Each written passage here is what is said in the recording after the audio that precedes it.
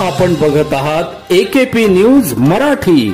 आपला आवाज आपली ताकद। सबस्क्राइब करा, शेअर करा, लाईक करा।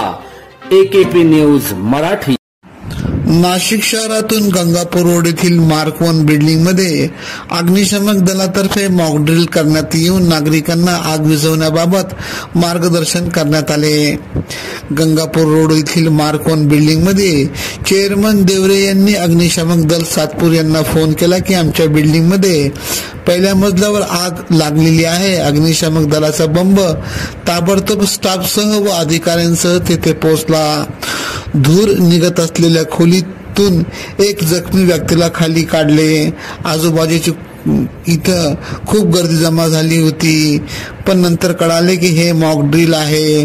तसेच या बिल्डिंग मधील रहिवासियांना आग लागल्यावर कशी काळजी घ्यायची याबाबत मार्गदर्शन करण्यात आले।